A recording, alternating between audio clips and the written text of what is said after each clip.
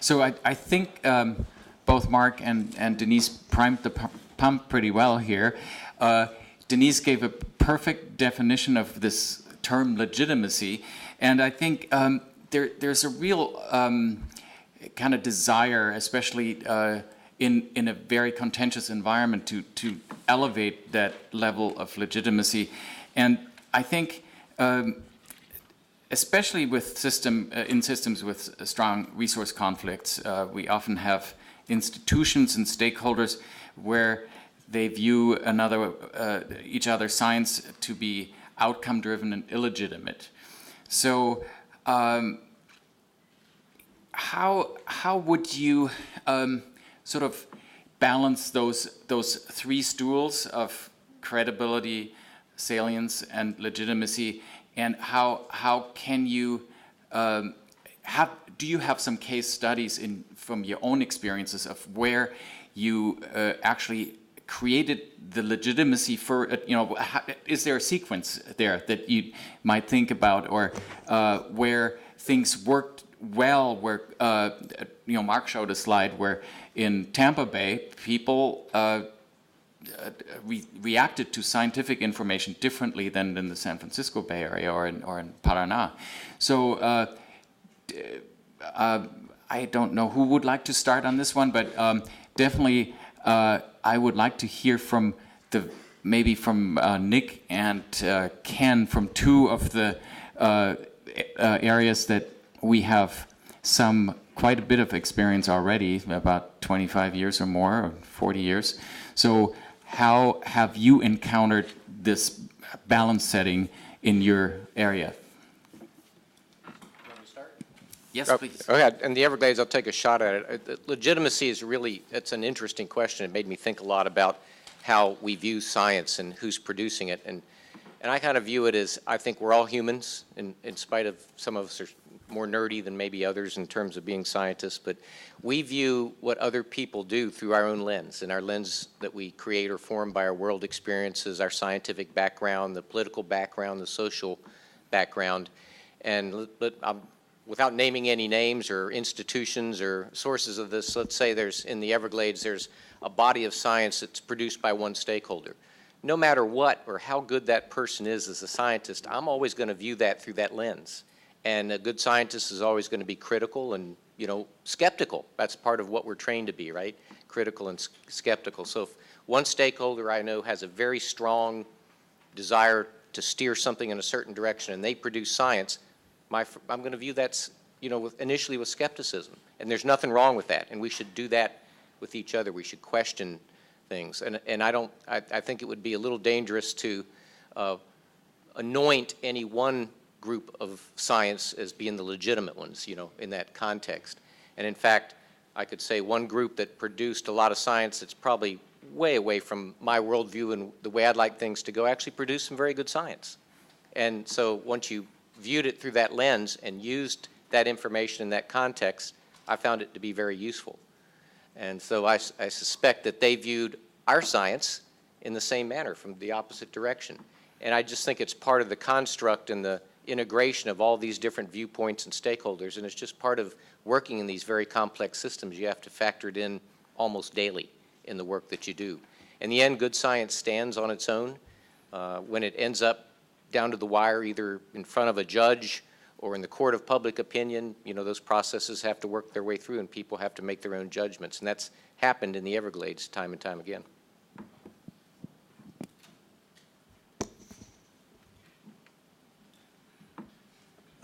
Let me start by maybe giving you a description of the lens and the context that I'm coming from here, which is perhaps different than most people in this room.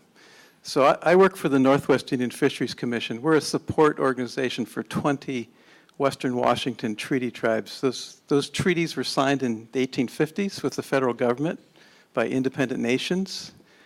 And in a whole series of court cases since then, there's a couple key things that have emerged that influence how we think about this. One is that the Indian tribes have a right to fish, hunt, and gather everywhere where they always have. I'm using the word right specifically.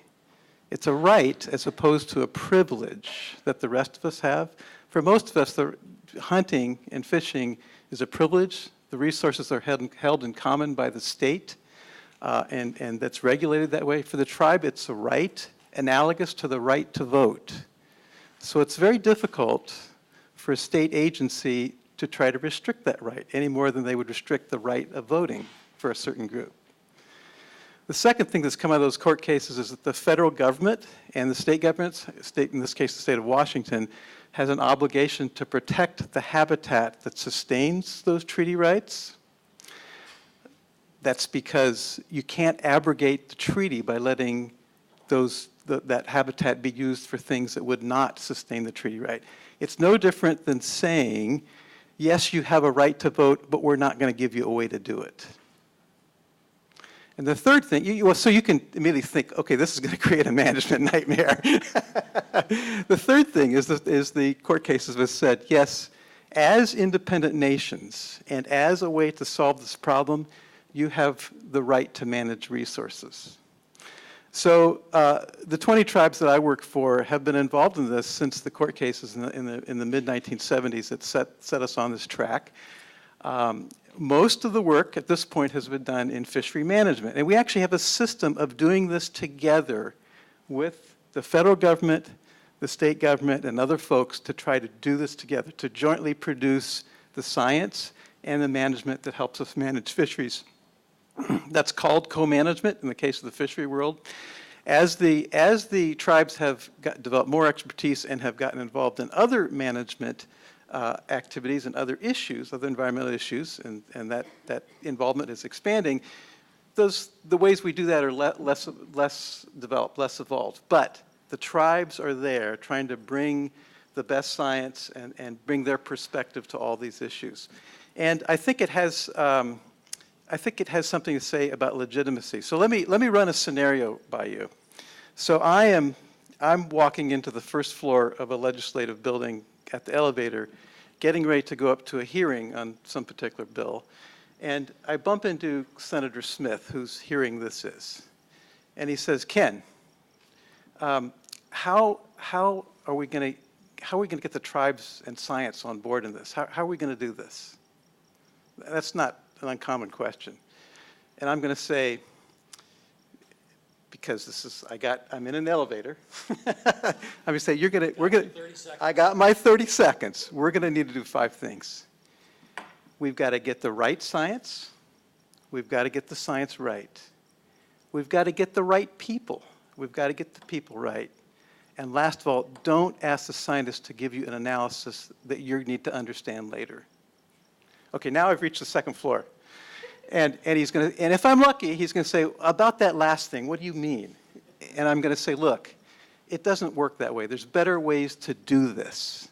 And the way we do it is to think not about who does it, but about what we do. So what we do well to make good decisions is we analyze and we deliberate. The best legitimate knowledge is when we combine both of those, because they're different but complementary. So let's don't think about who does it. Let's think about what we do. We analyze and we deliberate. Oh, so that's a little longer than I'm explaining to you. But I'm going to say analyze, deliberate. And by the way, I need your help in the analysis part. It isn't scientists to do this. Yeah, I can do the statistics. I can do the modeling. We got folks that can do that. But I need to have you there. I need to have the policy folks there. Because if the analysis of the problem is not framed right at the beginning, I'm not giving you an answer that's useful to you. And it'll feel like it's not legitimate, right? You've got to be there. The same token, I don't know how many of you have had this experience as a scientist being said, Dr. Collier, don't get into science with me, just tell me what you think, right? So what I've learned is that that's not an invitation to become a policy person. Even though it feels awkward for us, it's an invitation to be part of the deliberation, which we do. We deliberate all the time. We've done it the last 2 days, right? So we have to set up a process of analysis and deliberation, and it has to be repetitive. For you, sorry, I'm going on and on, but for you, I'm going to tell you that it's not just repetitive, it has to be recursive. You know what that means because you're all scientists and you understand math, which basically means that we solve the bigger problem by solving the smaller problems over and over again. And there's actually ways to do that, to organize around that.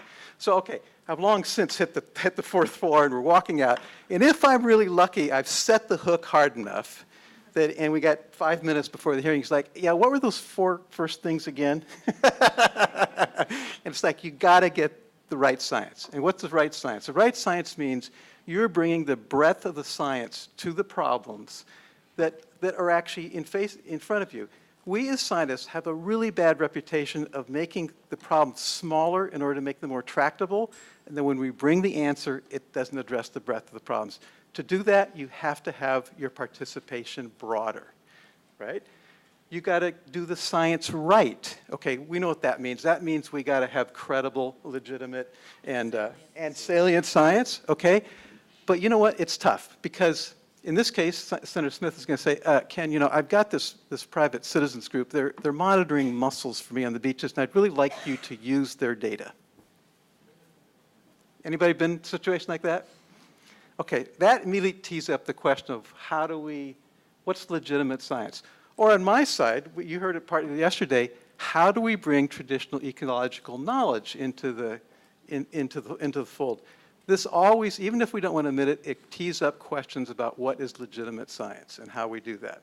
But we have to work through that. And the way you work through it is by having a broader group, which gets you to you got to have the right people, and that means a broad group. That means you're really doing this with all the people that have a stake in it, that have a view that's going to influence this with policy folks and with scientists. That's where you have to start. You got to get the right people, and then you got to get the participation right, which is essentially you got to run the process so it's inclusive. And even if people don't come out in the end with the answer they wanted, they feel like they've been listened to and that they had an influence on the process. And in my experience, and I could give you case studies, but I've been through this a number of times, but when we do this, we have legitimate science and we get to a solution. When we don't, we will get to a solution. I'm on a technical recovery team right now that's going to get to a solution. The federal agency that's running the technical recovery team chose not to do it this way. The solution's going to be driven by lawsuits. That's how we'll get there. And we'll get there. It's just a different way to get there. So. I've already talked, so why don't you go ahead? Obi. Yeah, if I can add to this question of legitimacy to what Nick actually mentioned from our experience in the Everglades, a couple of points, beyond what has been said already in terms of stakeholder engagement, public engagement, and peer review. I think the integrity of the team is very important. And I come from a modeling side, and I started with 10 people, and I kind of grew that up to like 60 people, but try to get the right people. But in the long run, after a while, you establish some recognition and credibility that when we produce modeling output or result, that people have a tendency to recognize as being good quality because we have a credible team. So the team who does high quality of research, unbiased, and has publication to back it up, that credibility. The other thing, I will make it quick. So in school, we learn to get a set of alternatives and do the modeling and select an alternative. But I quickly realized in the stakeholder setting, the modelers or the scientists could be used in an inappropriate way. In this sense, I quickly realized I was doing modeling to build consensus among stakeholders. So in this iterative process, and that could be good in some settings, but I think we have to be aware of that fact so that we don't lose that credibility that we have gained. So we have to be careful on that issue. I'm a simple guy, and I can't speak in the language of Denise or Mark, but from my perspective, and I want to characterize this as being from working in Washington, D.C. on the Hill. Okay, if you want to define me as a hierarchist, go for it. I kind of take the three-legged stool, the credibility, legitimacy, and saliency, and take it apart. First off, if you show up at my door or call in for a meeting, I got to make sure you're credible. So that means I vet you. I look at seeing what your relationship is to the issue. Do you have, in my opinion or other staff's opinion, knowledge to provide that's going to be value added to the process? So that's step one. The legitimacy piece is, do you come in with a dog in the fight? I mean, is this something that's personal to you? Is it something that affects your constituents that you have a responsibility to, either as an elected official or as a committee or as a water district or something like that? Or are you, and I apologize to any lobbyists in the audience, are you a hack who's coming in and is basically being paid to come in and be billable to get FaceTime with a member of Congress or somebody else? So, you know, you kind of, that's part of the credibility to me, is you may be the best lobbyist out there in the world, but if you don't have a real tie to this issue other than a monetary, you're getting a check in the mail sort of thing, you have less credibility and then less legitimacy. And then lastly is the salience piece to this. Is the information you're going to provide to us value added to getting to a decision point? Is it going to help educate us to the issue? Do you have information that is important that we haven't heard before or that you're supporting or that can be used in a forum to help us make a better process? So in the end, the broad term is value in terms of a scientist. And a scientist, a good scientist who has the ability to communicate, is a huge commodity. Scientists are very good, most scientists are very good at collecting data, analyzing data, going through the process of science. The ability for a scientist to communicate, that is something that we need to do a much better job at, because the issues that are facing us as a society, not just the United States, not just California, but globally, these issues of climate change, of complex ecosystem issues, they are only going to get worse. And we have to be able to discern the issues, take out the fluff around the edges, get to the real points, and be able to articulate those in a clear, responsible manner. And then to go to what Ken has said. So when you get that opportunity to get your 4 floors in an elevator, or you do have an opportunity to go talk with your member of Congress, or you roll up to Congressman Garamendi's office and get a meeting with the member of Congress or his staff, you don't waste their time and you don't waste his time, and you actually can value add to the process. So, you know, from my old perspective on life, there's a lot that we can do as a science community. There's a lot we need to do as a science community, and we need to work together on this. Denise, do you have anything to add? Yeah, I'd like to. One of the things that I'd like to suggest is that much of the science that we're doing right now is a black box. It's a black box to other scientists who don't know what's in the models or what's in the algorithms. It's a black box to decision makers. It's a black box to stakeholders. And that does not make for legitimacy for most people because they really don't understand.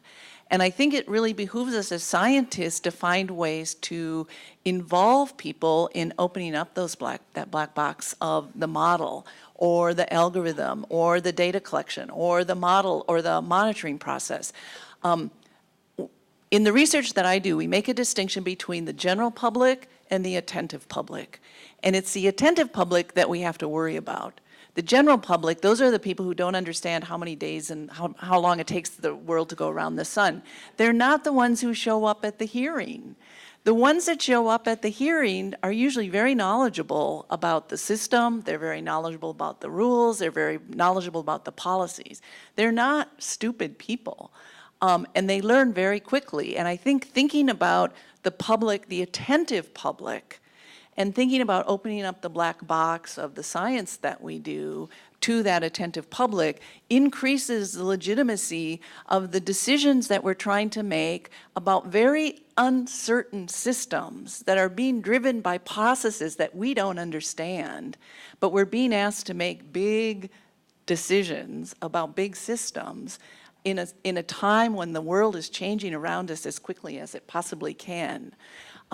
We need to find ways to open that up to that attentive public. We can't fix the general public, and I don't think we need to, but we do have to be able to find ways to engage that attentive public who's going to be there poking at us anyways.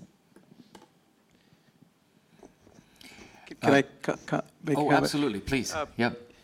That's wonderful. And I wanted to comment on your post-normal piece, because bringing a tribal perspective to this, they are entirely in the post-normal box, right? So last week I gave a talk at University of Washington on resilience, and Daniel Schindler, who many of you probably know, asked me a really, I think, profound question. And he said, you know, under resilience theory, when we've passed these thresholds and we're in a new regime, we say that the system will self-organize, will reorganize, you know, into something else. What is that going to mean for the tribes in the face of climate change? And I don't know what that will be. But what I can tell you is the uncertainty is high and the stakes are huge, which is why we're in the post-normal box. You know, that's why we're saying this has got to be broad. This has got to be about participation. So, Mark, you were able to just barely scratch the surface on your experiences in the Paraná Delta in Argentina. And you pointed out that they started with more of the political aspects rather than the scientific aspects. Can you tie that in? Was there kind of a sign or a tendency for people to actually strive for sort of the legitimacy aspect of it, or are you still in your early stages of research on that end? Yeah, hi. So I think that the political knowledge piece is very relevant to this, because if you imagine, like the other panelists were talking about, going around and trying to understand the legitimacy of science, to evaluate that, first you really need to know what are the political interests of the individuals that are involved that are producing it. Otherwise, you don't really have a way to interpret if it's coming from one interest group or another interest group, or a scientist themselves. They are producing that knowledge in a particular way, and you have to understand that. So in the case of Paraná and other developing countries where institutions are weak, what we think is happening in those cases is that you have this constant bubbling up of attempts to solve problems, bring knowledge. So they try something, and the institutions, instead of turning into something like the Independent Science Board or the Delta Stewardship Council, they get together for a little bit, and then it falls apart again, and they're constantly making these attempts, and it's infrequent with those institutions sort of stick. So and that's why the political knowledge seems to be the more important thing early on, because they have to figure out what are the interests of the people at the table. Once they get that down, then they can start thinking about, okay, how are we going to start understanding what's going on in the system? So getting the political part right might be something you need to do first. Not positive yet, though. Thank you.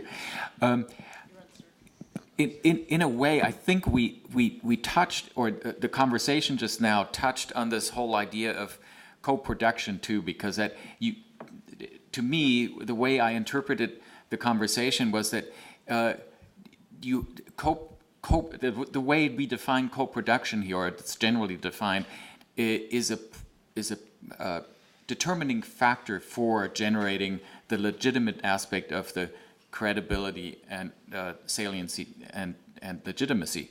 So even though co-production in the sense of stakeholder engagement from beginning all the way to the end of a decision process is cumbersome and might actually be in conflict with the saliency, because it takes time. The problem may have already shifted by the time we're done. But I think to me, it sounds like at this point in the evolution of our thinking, it really is a must to have that co-production element built right in to the three-legged stool in some way. So I think I want to open it up for questions because there might be quite a bit of additional perspectives from members of the participants here. So I want to encourage anyone who would like to weigh in or ask questions to do so.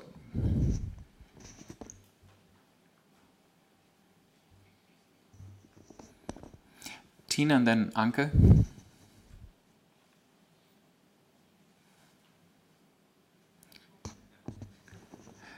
And would you mind just quickly stating your name and your affiliation? Hi, Tina Swanson with NRDC. So I think what you've been talking about mostly is the three-legged stool of credibility, legitimacy, and saliency of the science. But part of our earlier discussions today and yesterday with regard to how science is used in all of these processes and for which we're trying to deal with mostly ecosystem problems and issues, that one of the first most important steps is to understand, number one, what the problem is, and number two, if there is, what is the objective of the process? What are you trying to accomplish with the process? So to the things that you're talking about with regard to credibility, legitimacy, and salience of the science also apply to those elements of the equation.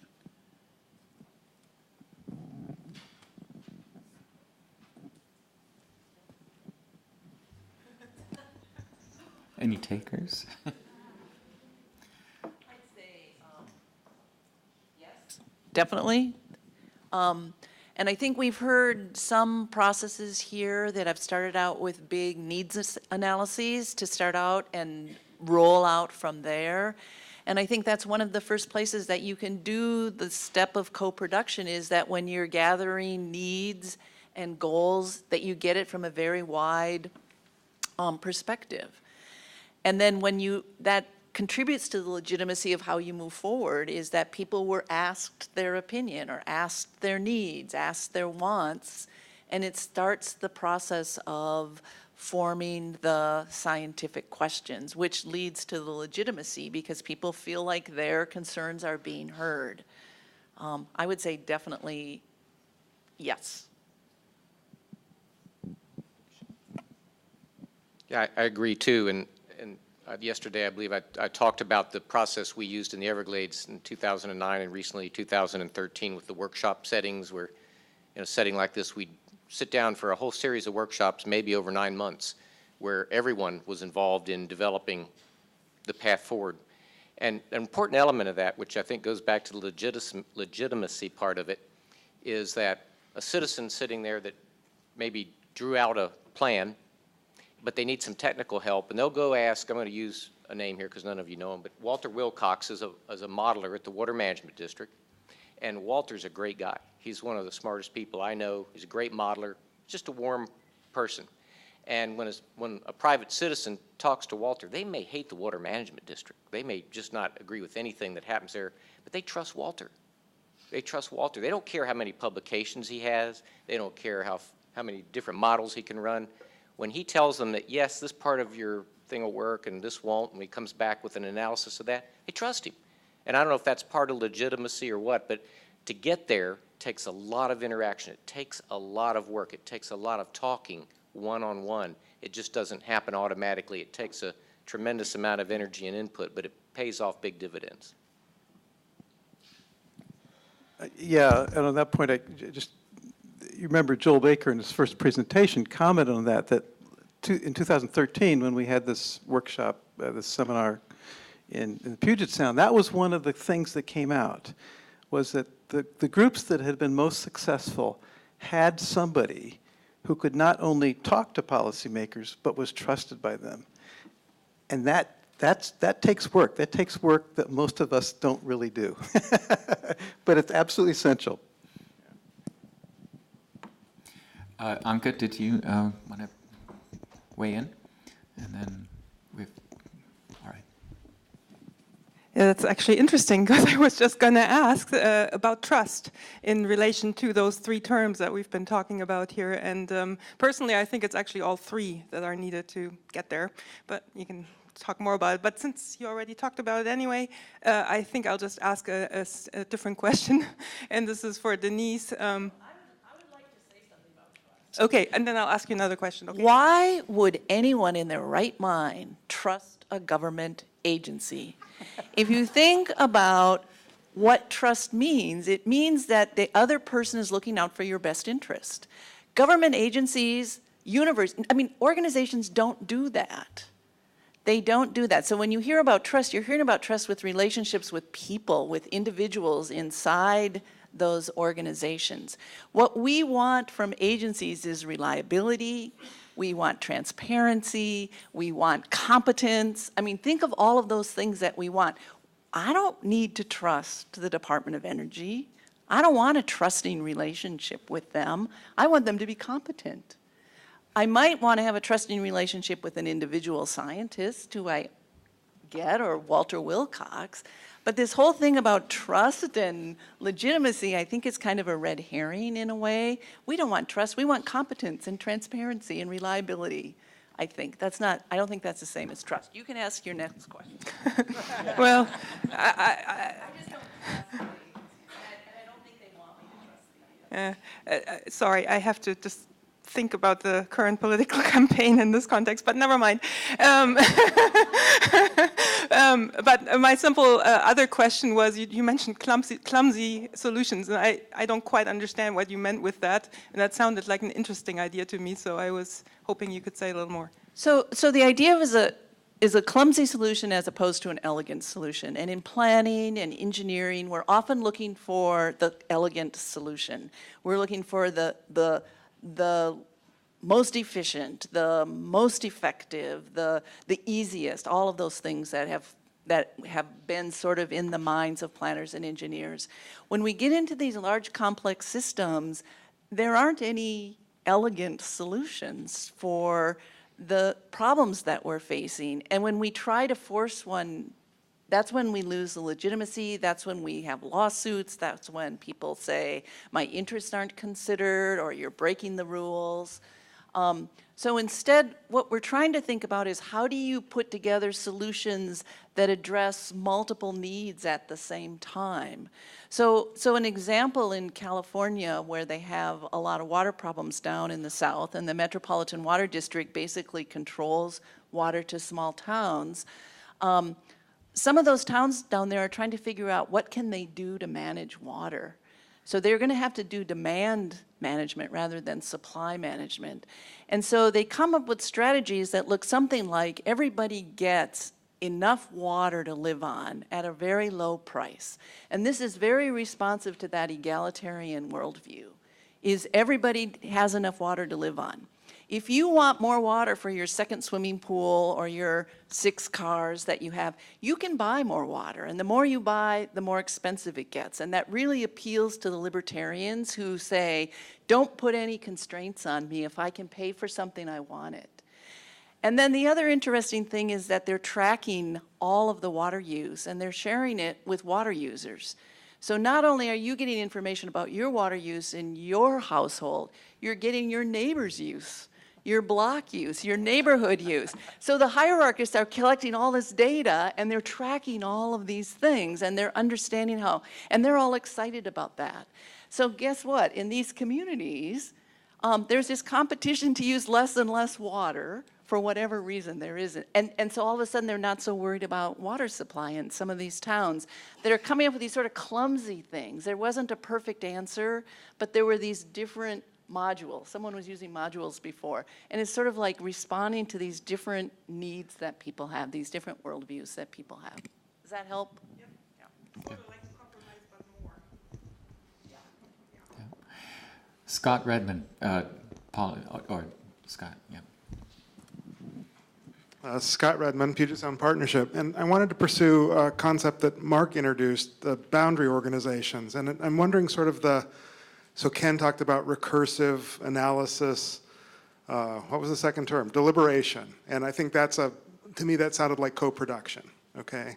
And then I'm wondering about opening the black box. I just wonder if the panel, Mark or others from the panel, would want to talk about boundary objects like those recursive processes, or what I don't know what opening the black box looks like. The black box of what a boundary organization does, or? Our understandings, our models, our... Well, the idea of boundary object is some useful piece of science that is useful to all of the actors who are participating in the organization. So it could be a model, it could be another scientist, it could be a report, it could be visualizations.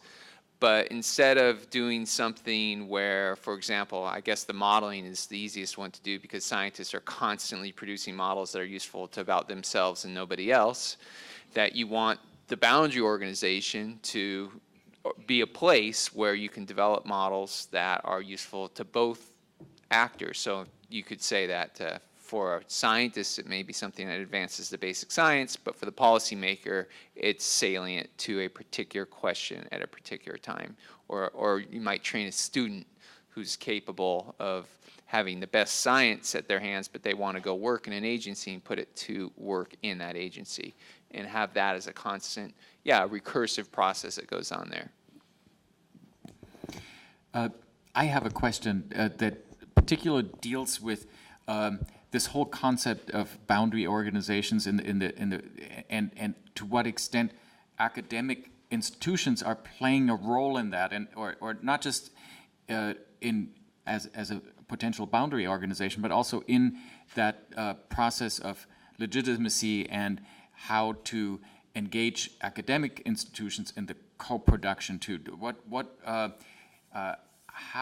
What experiences have some of you in the audience or you on the panel have had with incorporating academic institutions in this whole sort of three-legged stool that we just talked about?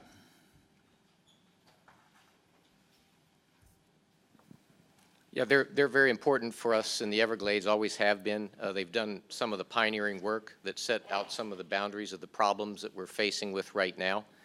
The challenge always has been, though, is the connection between sort of the academic world and the government world and the policy world.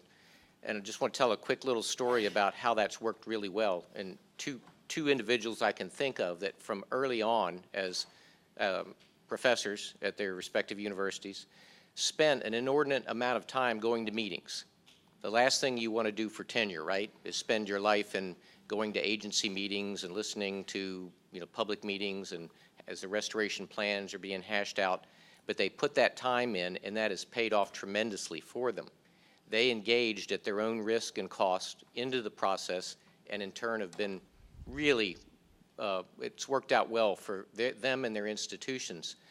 In particular, one I can think, this is public information, and I kid them about it all the time, Florida International University, both because of its geography, it's close, it's located next to the Everglades, but a few key people there, over a span, excuse me, a span of 10 years, the Park Service gave them $25 million to do work. We kidded them they should have a wing of their new building named after Everglades National Park. But that wasn't just frivolous money. They worked hard and connecting themselves with what we were trying to do. And that's hard to do. We don't have a good system for that now. A young faculty member in almost any institution can't devote that kind of time. So we're trying to think of better ways to make sure when they come to us with work that it's well thought out, connected well, they're already conversant in the area. It's a tough issue to do.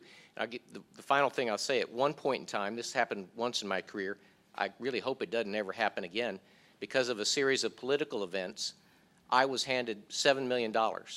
I got a phone call on a Friday afternoon saying that we have got a $7 million allocation from the federal government to do stuff related to water quality.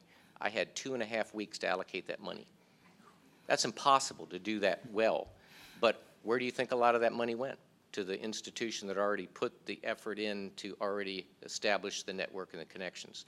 So we can't all do that, but it just is an extreme example of how the academic world has served an incredibly important part of our science enterprise. Do we have any other end members on that experience? Maybe some where that didn't work very well? Or go ahead, Obi. Yeah, I think I agree with Nick that they have a role to play. They have the ability to look at creative, non-traditional approaches, and I think that adds values to the agencies, what the agencies do. And also they can bring cheaper graduate students to look at problems that you otherwise don't have time or resources. And we generally like to think them as unbiased, so you can get some unbiased input on things. But things where it may not work is when the timing doesn't work out right, and sometimes the lack of ability for the academicians to come up with actionable science, and maybe more studies needed to answer the question type situation. But I think that's one of the drawbacks I could think of, how to get them to produce the science that will lead to some decision making. I'll just add a little bit to that, and it involves the work we did in the Colorado River. I think the inclusion of academic research into the process was needed. I mean, there was no other way. We were forced to look at traditional ways government did business. And in the traditional government way they did business is, just to pick on the USGS as an example, they went out and did gauging stations. They did that really, really well, but they didn't have the ability to expand that beyond just looking at flows and hydrology. Bringing in an academic element from University of Arizona or some of the old co-op units that we used to have with the Park Service and Fish and Wildlife Service was tremendously valuable in not only bringing a new perspective to the science, but also bringing new blood into the process. And the other piece and then I'll end this, is that I felt very personally responsible for when we started the program in the Canyon was that, as I mentioned earlier, we had 8 Native American tribes who had cultural affinity to the Canyon. We had zero knowledge about traditional ecosystem knowledge from the tribes or environmental knowledge from the tribes. I made it a personal perspective that we needed to go out and spend time with the tribes to learn what they knew. They'd been there a lot longer than we have, working in the Grand Canyon or doing things. And out of that, we started and spun up a training program. So for the first time, we were able to get some young Hopi women involved in studying hydrology at Northern Arizona University. And today, one of them is a assistant regional director for one of the agencies. And to me, we have a responsibility when we're within the agencies to help not only further science, but further people. And so that they get opportunities to continue to expand. And with that, we reap benefits that are uncountable at this point in time. I'd like to say one thing about this university bit. I guess I work at a university. So I would say that universities like UC Davis and some of the other land-grant universities are trying more of creating institutions at the university. I see Jay raised his hand over there. For example, I'll give the Center for Watershed Science as an example. That does explicitly go out there and try to engage with policy. And there's money coming down to do these sorts of things, and there's at least some symbolic rewards for that. It's maybe more than symbolic at times, but at the level of the individual professor, or faculty member, there is often that trade-off, which is if we're not publishing and that sort of thing, to get out of it, then that becomes a problem for us. And of course, if we do get money from agencies, it'd be great to get fewer reporting requirements, because that's a difficult thing. But so that we are seeing some of that, but it's not always the easiest thing from our perspective because of some of those sorts of trade-offs. So when agencies do come to us, it's often helpful to say, all right, well, here is a problem that we want to solve, but we also have to remember that as the incentives of a university professor are to try to pursue and publish basic research. So create a space where that can happen, right? We can do science that helps solve the problem, but also we can publish it and do things that we need to count the beans that are being counted by the university. Paul, over there. Yeah, at first I thought that this panel was going to be sort of the least theoretical of all of them, but ooh, I was wrong about that. Also, really, this is remarkable that everyone is basically still in the room, and we're reaching the end of the conference. I don't know if the doors are locked, but we all still seem to be here. One thing that really wasn't touched on a whole lot was conflict resolution, and I thought that this group might be a good panel to ask the question of them. What I have in my head particularly is, I'm thinking of your network diagrams, Mark, and what if you have sort of two equally credible organizations that are coming to, some fairly different places, just looking at the science. And I wanted to ask, the panelists if you have any thoughts on mechanisms for conflict resolution in matters of science.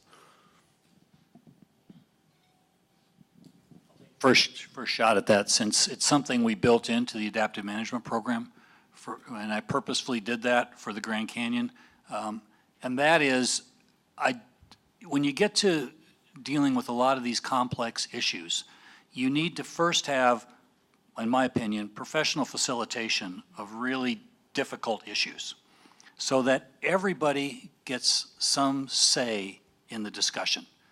And I know from my personal experience being a manager within one of the federal agencies for years, sometimes we get caught up in the agency bureaucracy of getting a meeting done by a certain amount of time or getting to a certain endpoint as quick as we can.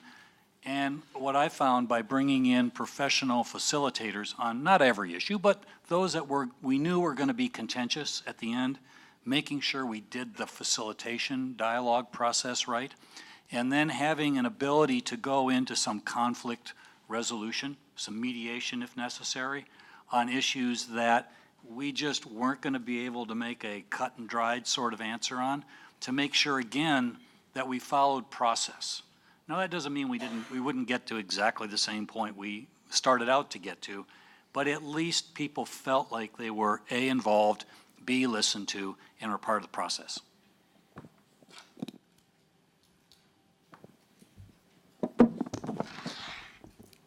Jay.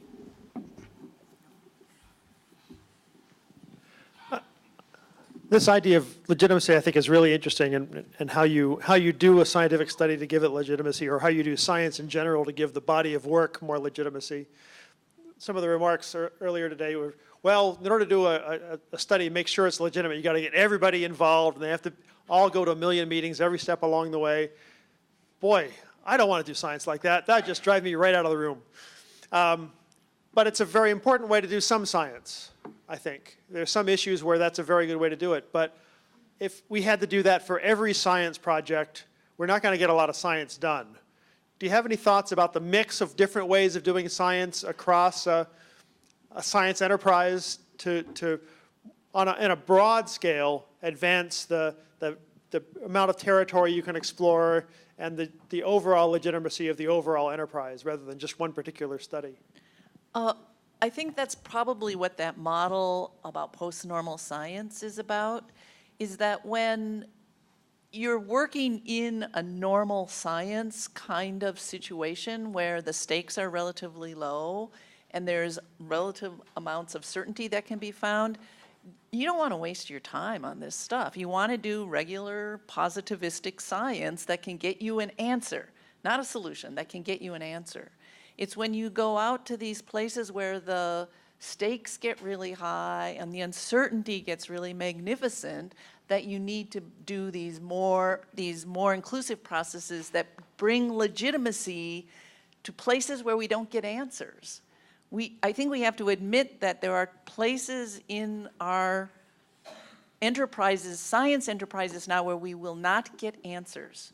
We're looking for solutions, but we're not going to get answers. I agree. I'm just thinking that the complexity and the breadth of these controversies are sufficiently large that you need a lot of sort of that lower level exploratory science that might be individual investigators or small groups. Even combat science on occasion can be useful in this kind of overall enterprise. And then for a few things, you can muster the big enterprise where it's all inclusive and completely collaborative. But in order to make the collaborative science activities successful, it helps a lot to have established some understory to that, so you can be more efficient about it and more direct about it. Yeah, I didn't say this very well since I was kind of dancing without my PowerPoint, but doing post-normal science does not suggest that you don't do professional consultancy or normal science. In fact, it's just you keep doing, you have to do it all. And to be able to address some of these things, we have to get clearer about where we are in that matrix about, does it make sense? I would say that if, in some of these cases, if we don't take the time up front to do the collaborative co-production, we're going to pay the price on the other end in court. And it's, we need to go and look at this as, do we spend the time up front or do we spend the time at the back end? And I think it probably all washes out. And I think it's more fun at the front end than in the back end. Jay, I think, I speak from experience here a little bit. I think it's in the leadership of the science enterprise and who needs to make sure that there's always a critical mass for that long-term research. And there's going to be a lot of pressure to divert resources to these big projects and brush fires. But I think if the leadership maintains that critical mass on the long-term research, I think that's the way to make sure that happens. And for example, when I was doing the modeling for the restoration in my group, there was a lot of pressure to give up on this new model development at the expense of that to do the modeling needed for restoration. But I realized there's a need for that tool 10 years down the road, and I was able to maintain the critical mass. And I think you can see the results today, but I think it's very hard to work, unless the leadership buys into it, it's kind of hard to convince. Yeah, and just to follow up on Denise quickly, I think you spoke to the science financing part too, because the average billing rate in the courtroom per person is $800, and it's $150 per hour for a scientist. So, no, average. Anyway, Ken. Yeah, just to speak to Jay's, because I think I was the one who was really advocating this broad participation approach. Of course, we move back and forth depending on the question and what we're doing, between normal science and post-normal science. I have a staff that genotypes every hatchery fish we have in order that we can mate the right fish in order to not lose genetic diversity of those fish in tribal hatcheries, right? We don't do a lot of broad participation when we do that, for obvious reasons. That said, when you get to in a population that has 50 fish, and we're trying to save them in a hatchery, there is a compromise between the loss of genetic diversity that we have to accept because we're having them in a hatchery and the demographic benefits of producing more fish and keeping them from going extinct. That requires much broader decisions and much broader involvement to reach that decision. So we move back and forth all the time. All right, I think we have, unfortunately, reached our limit. I got the cut discussion sign, but we do have time to interact a little bit afterwards. I really want to thank everyone for sticking around. I think good questions, wonderful panel. Please give everyone a hand.